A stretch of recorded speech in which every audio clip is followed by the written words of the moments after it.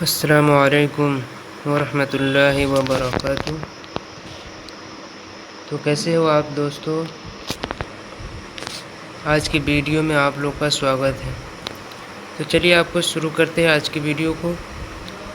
پہلی ویڈیو میں ہم تمہید کے بارے میں سمجھ چکے ہیں۔ آج کی ویڈیو میں ہم جانیں گے احادیث مبارکہ کی روشنی میں امام مہدی کا تذکرہ۔ آج کی ویڈیو میں ہم جانیں گے احادیث مبارک کی روشنی میں امام مہدی کا تذکرہ۔ تو چلیے شروع کرتے ہیں۔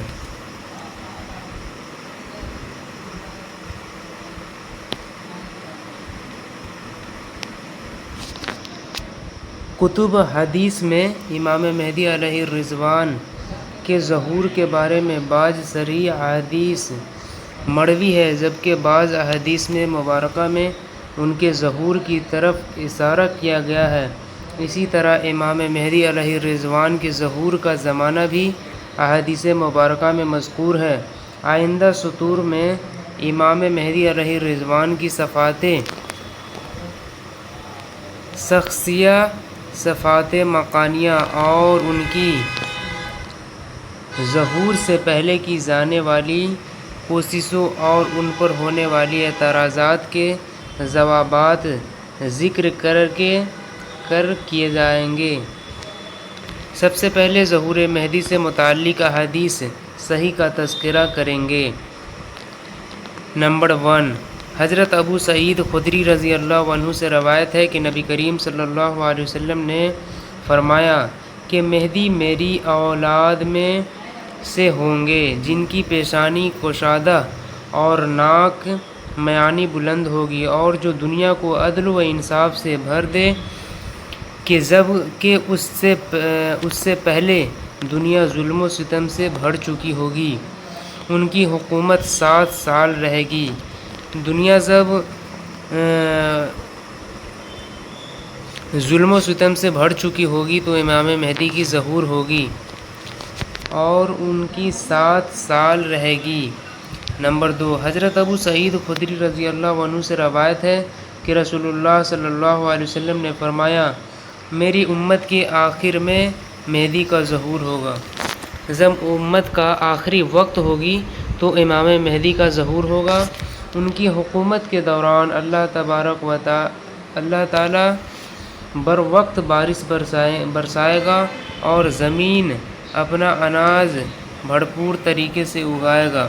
امام مہدی کا ایک زمانہ ہوگا، اس میں اللہ تعالیٰ بھرپور بارش برسائیں گے اور بھرپور اناج پیدا ہوگی، اور وہ لوگوں کو مال پورا دیں گے۔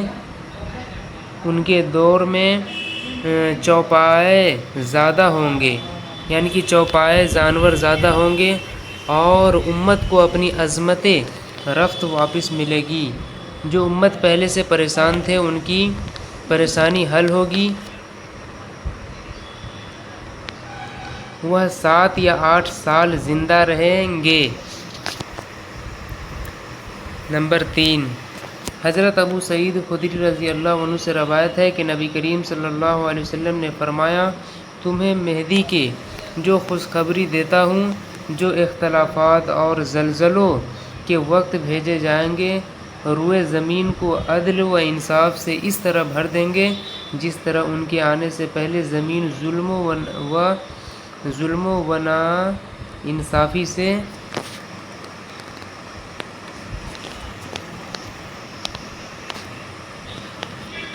بھر چکی ہوگی۔ یعنی کہ امام مہدی کی ظہور سے پہلے اس دنیا میں ظلم و ستم اتنی ہو چکی ہوگی کہ لوگ پریشان ہوں گے، یعنی کہ دنیا ظلم و ستم اور ناانصافی سے بھر چکی ہوگی۔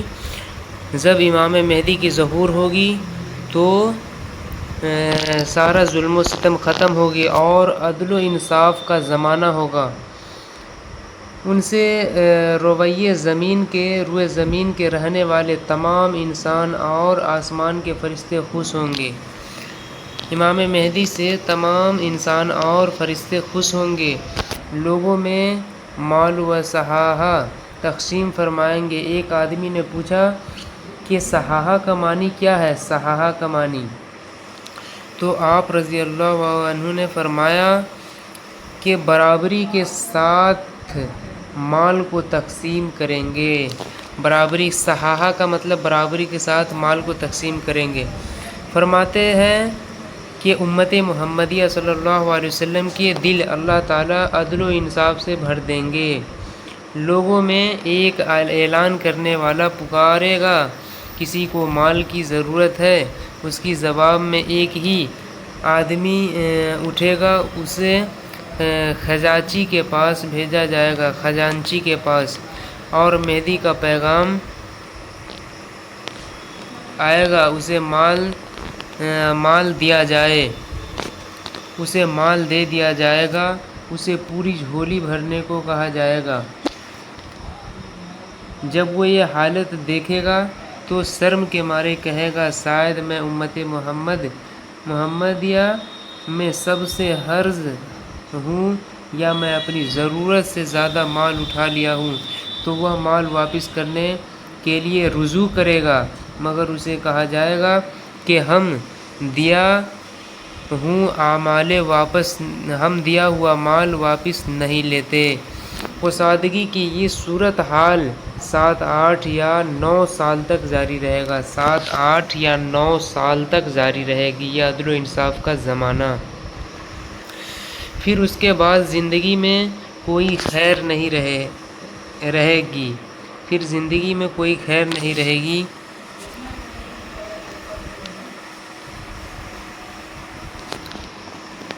حضرت علی کرم اللہ وجہہ سے روایت ہے کہ نبی کریم صلی اللہ علیہ وسلم نے فرمایا، امام مہدی علیہ السلام علیہ رضوان ہم اہل بیت میں سے ہی ہوں گے، جس کو اللہ تعالیٰ امور سلطنت اور دیگر مختلف صلاحیتیں ایک رات میں عطا فرمائیں گے۔ حضرت ام سلمہ سے روایت ہے کہ رسول اللہ صلی اللہ علیہ وسلم نے فرمایا کہ مہدی میری نسل میں سیدہ فاطمہ رضی اللہ عنہ کی اولاد میں سے ہوں گے۔ امام مہدی سیدہ فاطمہ رضی اللہ عنہ کی اولاد میں سے ہوں گے۔ حضرت جابر رضی اللہ عنہ سے روایت ہے کہ حضرت عیسیٰ علیہ السلام کا نزول ہوگا تو اس وقت مسلمانوں کا امیر امام مہدی کہے گا، آئیے آپ علیہ السلام ہمیں نماز پڑھا دے۔ تو عیسیٰ علیہ السلام جواب دیں گے، نہیں، تم ایک دوسرے کی امیر ہو۔ جب عیسیٰ علیہ السلام کا ظہور ہوگا تو اس وقت مسلمانوں کا امام مہدی ہوں گے۔ تو جب عیسیٰ علیہ السلام کے ظہور ہوں گے تو امام مہدی علیہ السلام فرمائیں گے، آئیے عیسیٰ علیہ السلام آپ نماز پڑھا دیجئے۔ تو حضرت عیسیٰ علیہ السلام جواب دیں گے، نہیں، تم ایک دوسرے کے امیر ہو، اس امت کو اللہ تعالیٰ کی طرف سے یہ شرف عطا کیا گیا ہے۔ اور آخر میں امام مہدی ہی نماز پڑھائیں گے۔ حضرت ابو سعید خدری رضی اللہ عنہ سے روایت ہے کہ نبی کریم صلی اللہ علیہ وسلم نے فرمایا، ہماری امت میں سے ایک شخص نماز پڑھائیں گے اور عیسیٰ بن مریم علیہ السلام ان کے پیچھے نماز پڑھیں گے۔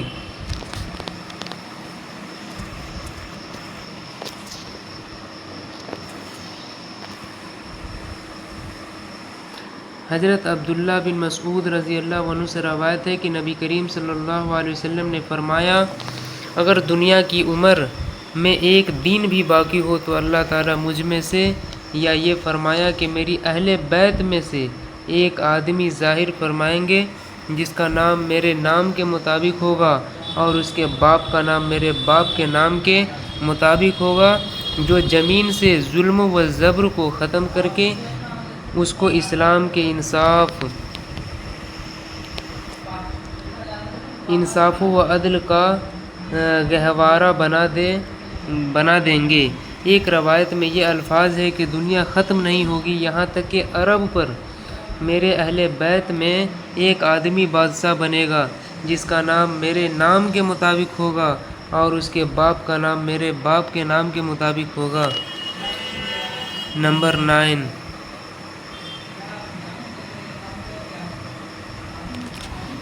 حضرت زر بن عبداللہ زر بن عبداللہ رضی اللہ عنہ نبی کریم صلی اللہ علیہ وسلم سے روایت نقل کرتے ہیں کہ قیامت اس وقت تک قائم نہیں ہوگی جب تک کہ میری اہل بیت میں سے ایک آدمی ایسا نہ آئے کہ جس کا نام میرے نام اور اس کے باپ کا نام میرے باپ کے نام کے مطابق ہوگا۔